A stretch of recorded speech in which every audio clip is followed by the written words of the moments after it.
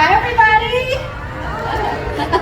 Welcome to Feathered Friends in Flight. My name is Lisa. My name's Lucy. And you know, birds like that, Kia recycling that bottle of spoonbills flying overhead, they have hopefully been inspiring people to care more about the natural world around them every day since this park opened back in 1998. Yes, and this is our favorite part of every day, getting to share awesome birds like this little dinosaur with all of you. Do y'all want a closer look? I'm gonna wait for an answer. No, that was awesome. No, this is Jean. Jean is a ground hornbill. Here she comes again. You know, these birds are pretty cool. Well adapted to really eat just about anything, actually. Yeah, check out that huge beak that they have. They do use that to pick up all kinds of stuff, including snakes. They'll even eat venomous snakes. How neat is that? I know, picture it. They're out in the grasslands of Africa. They spot a snake. They're gonna grab it, shake it up, and slurp it back like spaghetti. It's disgusting. Don't look it up on YouTube. But really cool to have all kinds of birds out there eating all kinds of weird stuff. That is true, yeah. The hornbill family is a pretty unique one. They've got birds from Africa, birds you can find in Asia. Here's another one right here. This is a trumpeter hornbill. His name is Harvey. They can be found out in Africa as well, and he is an amazing flyer. They'll dart in and around the trees. It is super cool. Yeah, and actually we have a fun way to show this off if I have the help from some of you. Do I have two people out there from the same group who want to be trees and get a really close look at Harvey? How about right in the middle in the white Mickey Mouse t-shirts? You want to help me out? Stand up right where you're at. You're going to face each other and make a big hoop with your arms like this. Yes, perfect. Okay, check it out. This is like our canopy of trees, right? We have the Forest of Africa, two trees rising a little bit above it. We got Ray helping us out in the back. What do you think, Lisa? Okay, I think this is awesome. Wow, right over the top.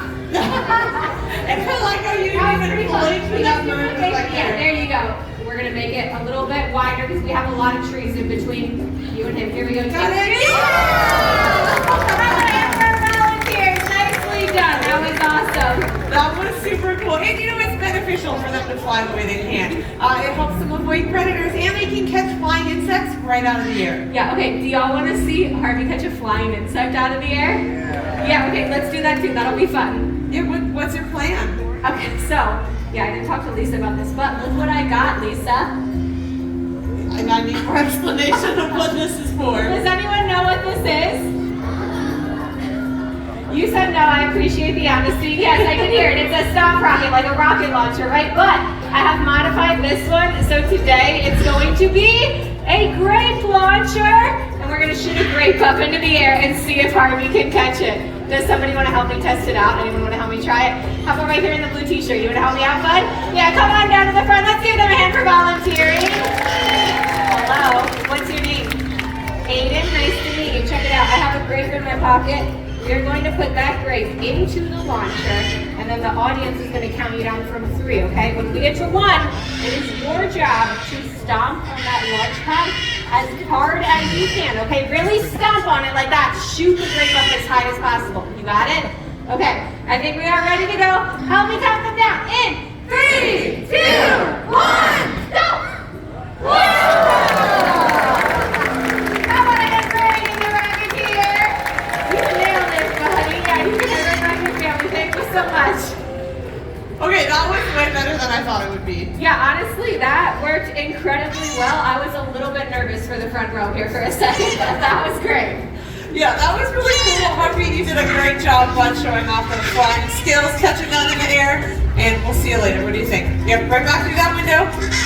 Just one hop up, left. Harvey, our trumpeter hornbill. That was cool. And you know, they have amazing physical adaptations. This next bird, I guess you could say it's a mental adaptation. They are incredibly smart. Yeah, this is Walker. He's a pine crow, and we have a cool way to show off just how smart he is, but I need another volunteer. This time it has to be an adult, and you need a dollar bill. Hands start going down when we ask for money. Okay, how about you right here in the pink Hakuna Matata t-shirt? You got a dollar bill on you? Perfect. Go ahead and pull it out. You can stay right where you're at. What we've done is teach Walker to know who we want him to fly to based on who's holding that prop. So we don't want him to just start landing on random people, right? But we've taught him to identify the dollar bill. So once you get it out, you're going to make a good perch with your arm. Is it okay if he lands on you? Yes, that's what we're going for. So even though he's never met you before, he's going to see you're holding it, fly right out and land on your arm. And then shake some on you. And where does it go? Nicely Thank you both very much. You have a magical day. I think we should try it again, right? I think so too, yeah. Okay, anybody over here want to play with the crow for a 20? Just kidding, I'm teasing. We're gonna bring your dollar right back to you. All you have to do is stand back up. You're gonna hold your palm flat this time. He should drop it off in your palm, and when he does, just wrap your fingers around it so it doesn't blow away, okay? Walker, I'm gonna give that to you. Do you remember where you got it from? He sure does. He's heading right back out, and close your fingers. How about a hand for a volunteer? Great job. That was pretty cool. Yeah. And I think we can all agree the best part, somebody got money back at a theme park today. Okay, you know what, let's get all of you an up-close view of a bird. Do you want to see a hawk fly? Ooh. Yeah, okay, cool. So get your cameras out, get them ready to go. He's going to be all over this audience. It's going to be real cool. Make sure your phones and cameras are out too, because you're going to have some really great photo and video opportunities. I didn't do that, but Hawk is. yeah, you should be on any second. Yeah, they're not really friends. Do y'all know the circle of life?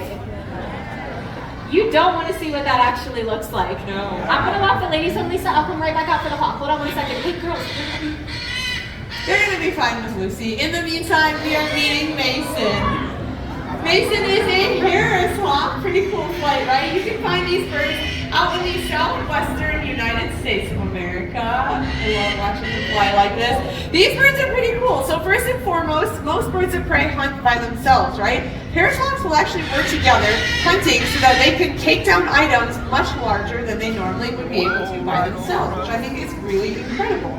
So, even things as big as a jackrabbit will work together on, here it comes again, on taking down. And with these birds, like a lot of other birds of prey, the females are going to be bigger than the males. So even if they want to take down something that's maybe underground, that male will go in, flush out whatever item they're looking for. The female will be out ready to go with those strong legs. That's where their power really comes from, to take down that food item, which I think is super cool. The white banding too on them, that helps them communicate out in the wild, vast distances.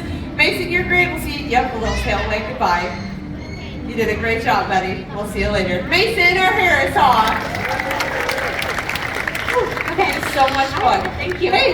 Okay, chickens are all back in the coop, safe and sound. So we are. That's good. We can fly the hawk. Did I miss the whole hawk? Technically, you almost caught the tail end. That got exactly what it deserved. That's true. Wow. Okay, well, and while I was back there, how about Yeah. this? I did have kind of a fun idea. All right. If you're okay with kind of mixing it up a little bit for a Sure. second. What are you thinking? We work with birds from all over the world here, right? But the question we get asked a lot is how do we train them, right? What keeps the birds here instead of flying off to Epcot to drink around the world? What if we talk about training for a couple minutes? You all want to see a training session? Okay, I was thinking we could bring out one of the ravens, or maybe Kendi. We could teach her something brand new, just small for a couple minutes, and you could kind of explain how we work with all of the birds. Yeah, I like this idea. That's Yeah? a lot of fun. We don't usually get to do this. Okay. So we do a lot of positive reinforcement training. So basically the birds get something they like or something we see that we like, which is awesome. So right off the bat, Lucy gave him a treat. That tells him in that moment, that's what I'm looking for. Kendi! Did you give him a treat for untying my shoe? No. I gave him a treat for coming back to the rock because I wanted him to stay over here. I don't know why he did that. That was really bizarre. Okay, well here's the thing. Wow. Lucy. Kendi, no. Just kidding. That was great. Why are we reinforcing him to untie shoes? Please explain that. Okay, so yesterday, Kendi actually untied Ellen's shoes backstage, and I saw it, and I gave him all of Okay, hold on. No. This And is that not a was good like idea. so Lucy, pull me back over here. I'm gonna cover my And I shoes. thought it would be...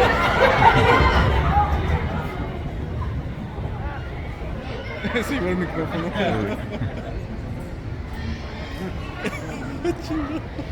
How is my microphone cord?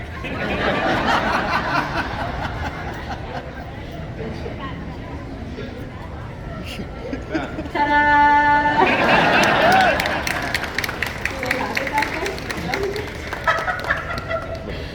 I don't know what to do with that. Can we fix it? Hold on, okay. Fernando is our sound tech in the back. Hi, Fernando. Can we fix that? What do we do with that? The backup one? We'll just have someone bring it out for you. No, but you can, okay, Lisa, hold on, Lisa. Okay, the shoe thing was pretty good though, right? Well, okay, I did need Lisa's help for what we were gonna do next. So, I tell you what we're gonna do. We're just gonna mix it up some more. Do y'all want me to pair it? Yeah. Okay, cool. Let's do that. Hold on 1 second. Let me see if they can bring somebody out for me. Bear with me. Hey, guys. Josh. Hey, could you bring out Pogo? I mean, either one. Pogo? Okay, thank you so much. All right, so Josh, one of the trainers backstage, is going to see if Pogo wants to come out. Pogo's this really cool little parrot. He's called a lesser sulfur-crested cockatoo.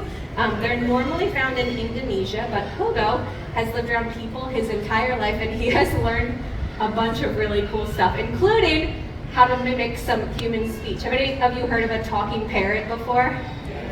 Yeah, so a lot of birds have the ability to mimic when they're copying sounds that they hear in their environment, right? But parrots like this are sometimes the most famous for it because occasionally when they live around people, they copy us. It sounds like talking, which is pretty cool. Josh, thank you so much for bringing him out. You are saving the day. He is savoring that treat right now. Look at that, yeah. So, like I said, Pogo grew up around people, lived in the home for a very long time as a pet, and he's learned to do a bunch of stuff, and he's learned to mimic a few different things. We'll see if he wants to show off some of that this afternoon. Hi, Pogo. Do you want to start off with a hello? That's his inside voice, nice and quiet. Do you want to hear it again? Yeah. Hello. Hello. Hi. Hello. That's it's very little, but most cockatoos, they're not saying hello, right? They're using their outside voice. Do you want to show them that? Do you want to show them your screen? Are you ready? You're mocking me. Your beak is moving when I'm talking. And now you're going to do whatever that is. How about this one? Your screen. Are you ready? Here we go. You're going to scratch your head. And then scream. Good job. Nicely done. I know, a screaming parrot. Yay. Yeah, I love that. It's obnoxious in your house, but out in the wild, that scream is really important because it's going to alert his flock to predators, right? Things like hawks and owls and eagles and snakes and lions and tigers and bears. Oh my! Yeah, okay. But, you know, it's because of all the predators that so many species are going extinct out in the wild. You're saying no. Are you listening? Okay. Sorry, I was saying it's because of all the predators that there's so many species that are going extinct out in the... You're saying no again. Okay, well then help me out. If it's not the predators, what is it? Are you saying it's me? It's my fault. Is it my fault? No. Okay, then, you know what he might be trying to get at? Are you talking about humans? Okay, that actually makes a lot more sense, right? Probably more so all of the problems that humans can cause, right? Things like, are you okay? Pogo? What is that? Pogo? What? Okay, whoa. You are gonna knock that perch over. Hey, are you okay? Okay, sorry, I don't know what that was. Yeah, problems that humans can cause. There's a lot of them, right? Things like habitat loss, misuse of chemicals, the illegal pet trade. Why are you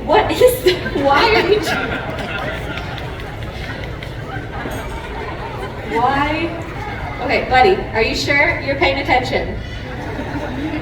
Okay, point I'm trying to make, if I can finish my sentence, is there's a lot of big problems out there, right? But problems that are out of control, like a certain little cockatoo. I am so sorry, I don't know what's happening. Pogo, will you get back up here? Okay, come on, look, Pogo. Pogo, look. Look.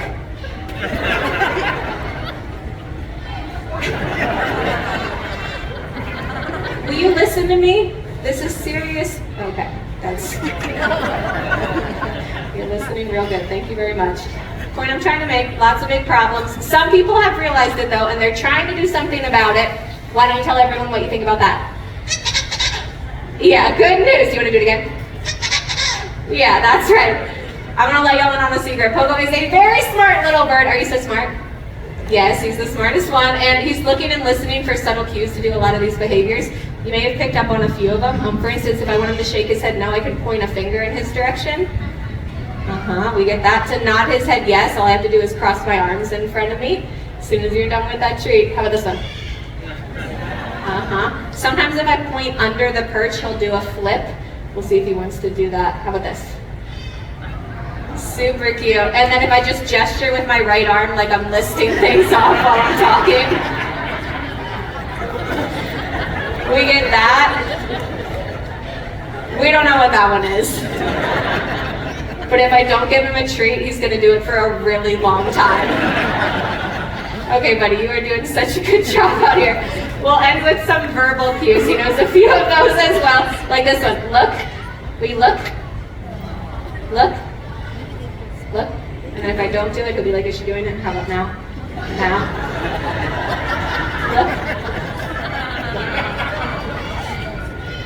Listen. Say goodbye.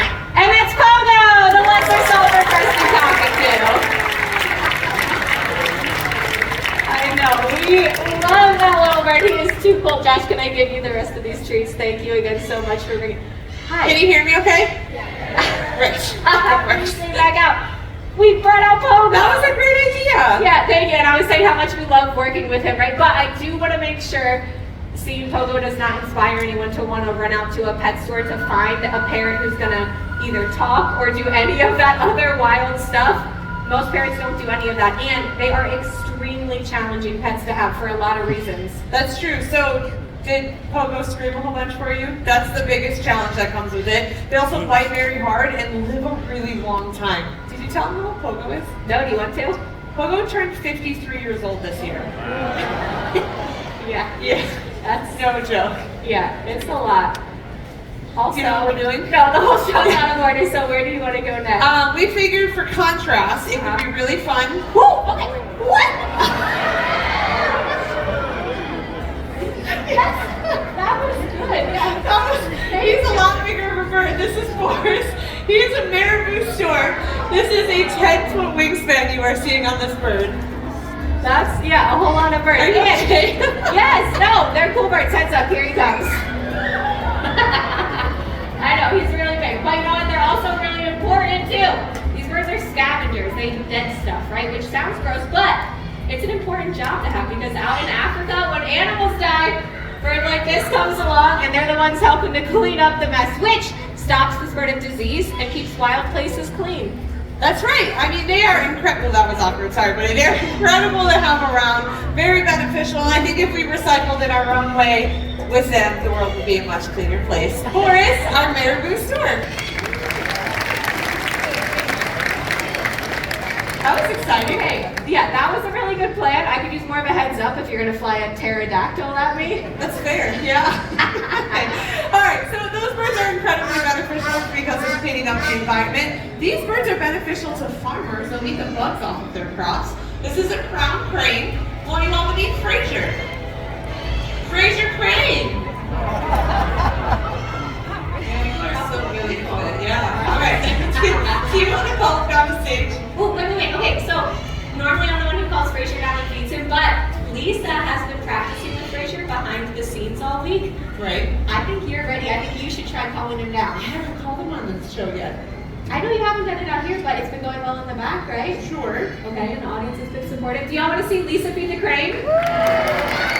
Come on, just try it. Okay, I think you're totally ready. Okay. Plus, we were talking about training, right? And this is a huge part of it, the relationship building. That's what Lisa's been working on with Fraser, right? So we typically start all of our training in the back. Lisa's been hanging out with him, giving him all of his favorite treats, spending time with him, building up what we call a trust account so that now out here, Fraser recognizes Lisa and he's confident and comfortable enough to fly right over all of you, straight to her on stage. So you're in the right spot, Lisa, and as soon as he's done with all of the stuff up there, he should look right at you.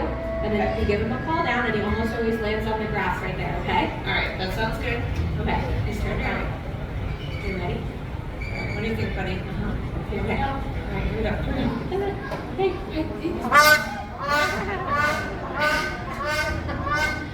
That was... Maybe you should just do this. No, let's try it again.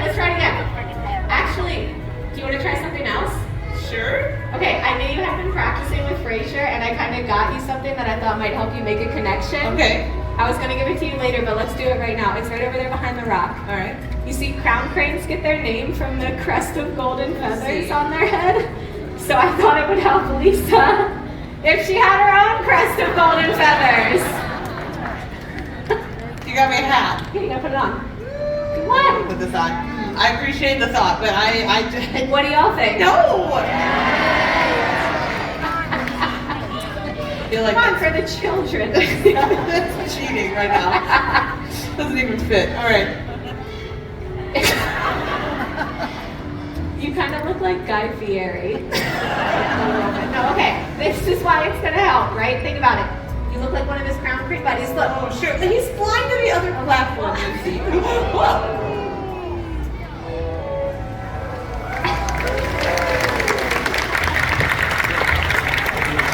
Okay, that is awesome. Did this hat seriously help?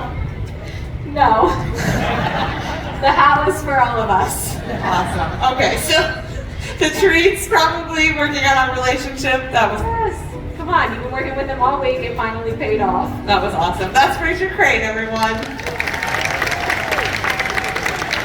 And 2003 Justin Timberlake, everyone.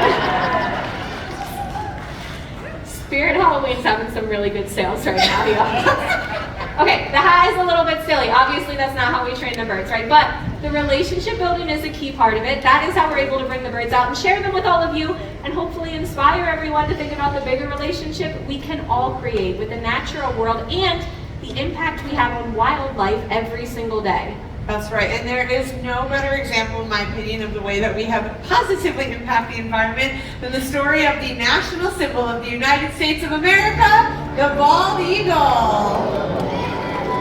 Everyone, I'd like you to meet Hope. Now, Hope was actually injured in the wild when she was younger and deemed non-releasable, so she came to live with us to help tell the story of how we almost lost these birds forever. It wasn't that long ago, bald eagles' numbers dropped so low, they were actually placed on the endangered species list. And a lot of people feared future generations weren't going to see them in the wild anymore. But something amazing happened. People took notice of that call and they took action. They started cleaning up the waterways where the bald eagles fished, and they stopped using a chemical pesticide called DDT, which was a major reason for their decline. Yeah, and the cool part of that is it was people, like everyone here, who made the difference and helped bring the bald eagle back from the brink of extinction. That's right. All the efforts paid off. The numbers of bald eagles started to climb, and they were officially taken off the endangered species list.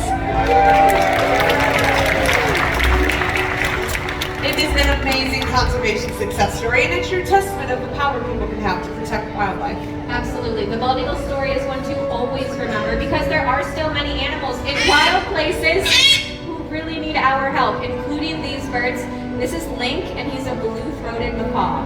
Blue-throated macaws are one of the rarest species of macaw found out in the wild today. They're only found in Bolivia, and estimates have less than 300 individuals out there. Yeah, which it is a really low number, but it's not all bad news. We've teamed up with an organization called the World Parrot Trust, and they are breeding blue-throated macaws whose offspring will be released into Bolivia to join up with the populations there, so that hopefully one day we'll get to see skies filled with blue-throated macaws. And that would be an amazing sight to see, and it doesn't end there. There are so many amazing birds out there with their own unique stories. Like coming out of the window right here, this is Guinness. He is a Toco toucan. Yeah, there's a lot of cool animals out there. Go out in nature and explore. Have an adventure because you never know when you might find your new favorite. So on behalf of all of us up here, especially those with feathers, we want to leave you with one final wish. May your hearts take flight and your spirits soar forever. Namaste.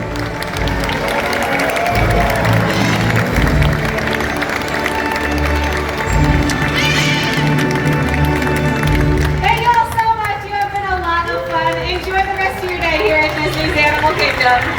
Bye, everyone. Explorers and friends, thank you for joining us for Feathered Friends in Flight. Have a wonderful rest of the day exploring Disney's